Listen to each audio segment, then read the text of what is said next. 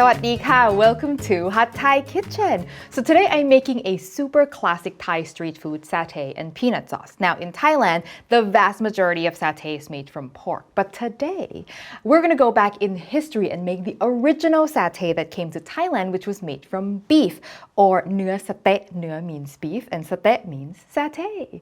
And I'm also gonna show you a couple tricks. One for how to make sure your beef is tender, and two, how to make sure your skewers do not burn on the grill without having to soak them. All right, let's get started.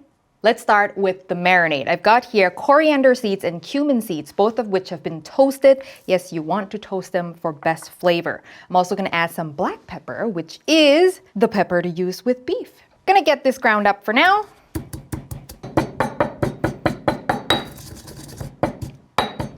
Okay.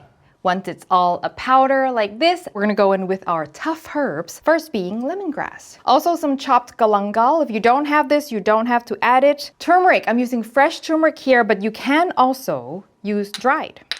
But I do prefer the flavor of fresh. I find with dried turmeric powder, it's very easy to overdo. But with fresh, you know, it's a lot more forgiving.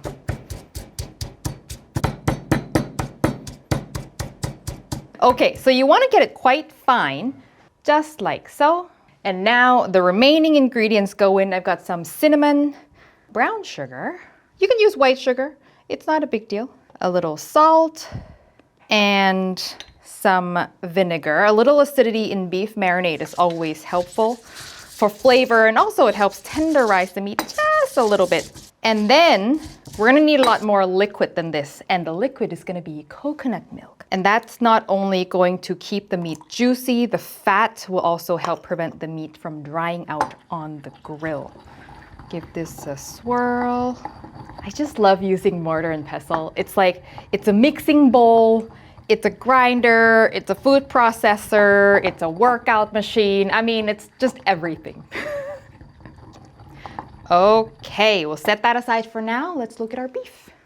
For the beef, I'm using top sirloin here. It's great for skewers, but you can use anything else that's grilling friendly, but keep it on the tender side if you can. Now, my trick for maximizing the tenderness of any kind of cut that you use is you don't want to just start slicing this willy-nilly. You want to first determine what direction the grain is running and slice against the grain. So for some steaks, like flank, the grains are going to run this way, right? Which means you can just slice and you're good to go.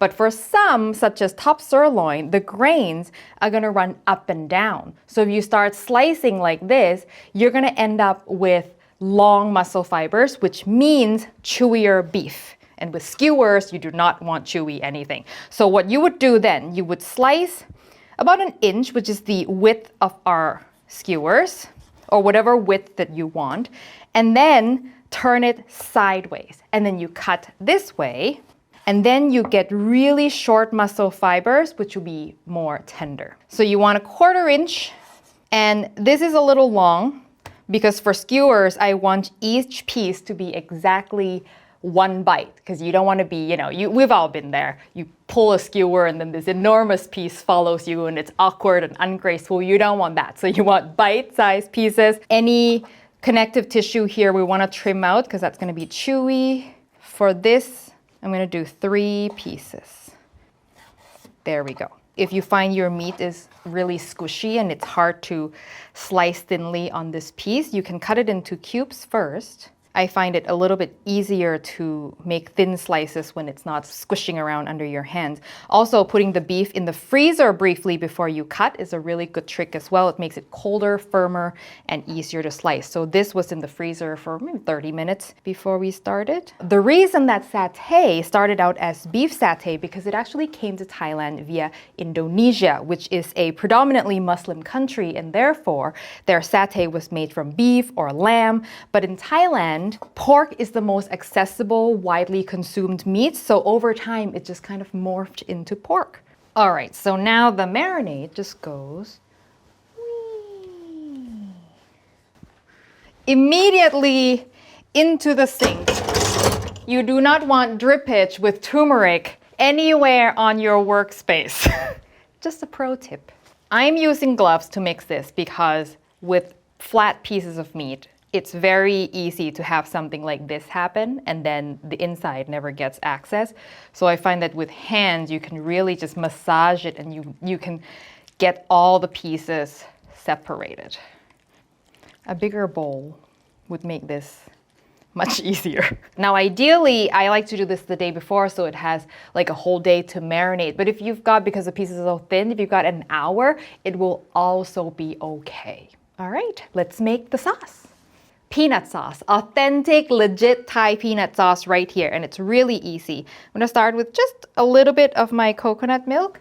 I'm gonna bring that to a boil. Once the coconut milk is boiling, I'm gonna go in with my curry paste. I'm using red curry paste here. Now get all the lumps out. You wanna keep stirring and keep the heat sort of medium because curry paste can burn rather quickly.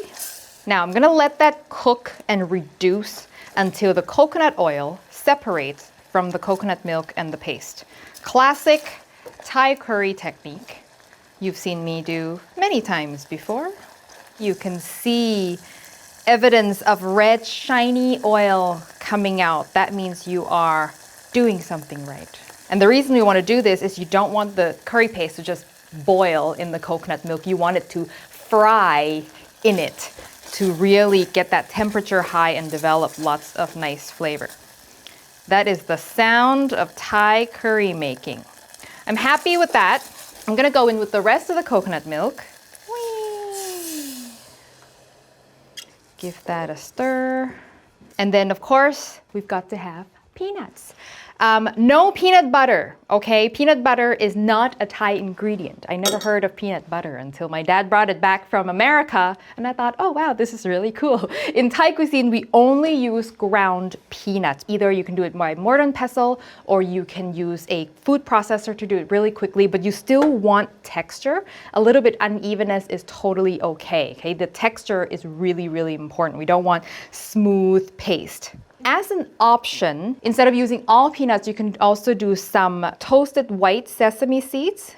You don't have to. And now let's give it a little seasoning, some palm sugar, and a little tartness, some tamarind, just a touch of fish sauce. The curry paste that I'm using is a little salty, so I'm just gonna go gently on it and then adjust later. Okay, so now this just has to simmer until it's got that thick, luscious peanut sauce consistency, which is gonna take 5 to 10 minutes depending on how strong the heat is. You wanna keep stirring occasionally to make sure nothing is burning. Before we move on, I want to take a moment to share with you a very useful tool that will expand your horizons when it comes to cooking with beef. There's so many cuts of beef on the market, right? Which is great. There's something for everyone. But most of us, myself included, probably buy the same handful of cuts again and again. And even though we see all the other options, we don't buy them because we don't really know what to do with them. Well, Canada Beef, our sponsor today, has come up with a brilliant solution. The Canadian Beef Information Gateway is an online resource that will demystify over 70 different cuts of beef. Say you're at a store looking at a package called bottom sirloin flap steak. No idea what that is. So you pick up your phone and you open the gateway and then you find your cut. Here's everything you need to know. Recommended cooking methods with actual instructions, including timing and temperature, and also useful cooking tips. Steaks cook more evenly when flipped at least twice during grilling. Good to know. Then my favorite part, there are recipes. Yes, recipes that are perfect for this cut, which you can cook directly from or use as a guideline for creating something unique, and every recipe comes with video instructions. So the next time you see a cut of beef on special, go ahead and buy it and let the Gateway help you with all the details. You can scan this QR code right here or click the link in the description below and get ready to have fun in the kitchen. Here's the beef that I marinated yesterday. Now I'm going to show you how to prevent your skewers from burning on the grill without having to soak them.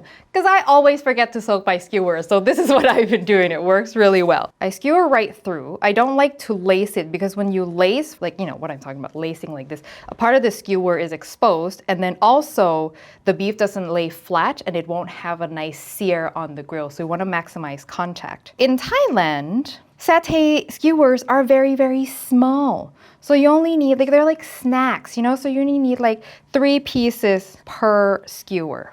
Final trick is you make sure that the last piece cover the tip.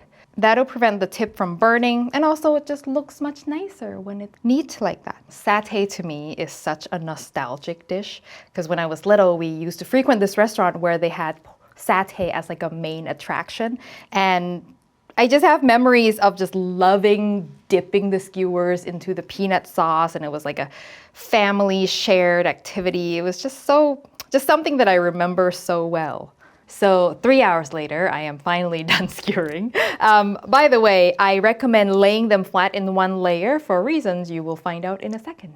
Here's a trick to prevent the skewers from burning. You place down a double layer of foil, and that's where the handles of your skewers are gonna rest. Right before grilling, brush one side of the skewers with coconut milk, and then place the skewers coconut milk side down. Brush the top with more coconut milk, and this is a traditional method that helps keep the meat moist. I grill these on high heat to get nice grill marks, and I keep the lid open because they do not take long at all. A couple of minutes per side and you're done. Wow, look at these. They look so good, so good. Better than buying, that's for sure. Now, our peanut sauce, I wanna serve this in a shallow plate because you wanna be able to dip once and get the whole skewer should you want to, so people don't have to double dip. Now, we only have, like this hasn't been enough work. We only have one more thing to do, which I've done in advance, and that is atat. Atat is a quick pickle, and it's super easy. Combine some vinegar, sugar, a little bit of salt, and just cook that down until the sugar is dissolved. Let that cool and pour it over some cucumber, chilies, and shallots. And you don't have to do this ahead of time. In fact, we like to keep that fresh, so I wouldn't do it more than 10 minutes in advance of serving, okay? And last but not least, we have our toast. So this right here, I know it's a lot. This is why this is street food, not really home cooking kind of thing. But this is a complete satay set right there. The satay, the peanut sauce, the atat, and the toast. Once you have the sauce left over at the end, you can use the toast to sop it up. Let's try it. Boom. That's it. Ah.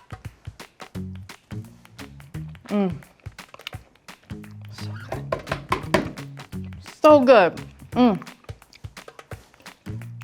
see, the beef comes off gracefully. There's no tucking and fighting. That's cutting the beef small. Very important. So this is super rich, and that's where the atat comes in. So what I do, and this is just, just at home with your family members, you use the tip of your skewers and you take a piece of the cucumber. Not something you do at a party with strangers, obviously. Goes so well together. The satay is aromatic and flavorful, and the peanut sauce just adds texture, creaminess, sweet, salty. I mean, everything just works so incredibly well together. That'll go good on anything. That'll be good on cardboard, I tell you. So the recipe, as always, will be on hotthaikitchen.com. A special thanks to all of our Patreon members who help support the show. If you want to know what that's all about, I'll put the link in the description below. Thank you as always for watching, and I will see you next time for your next delicious Thai meal.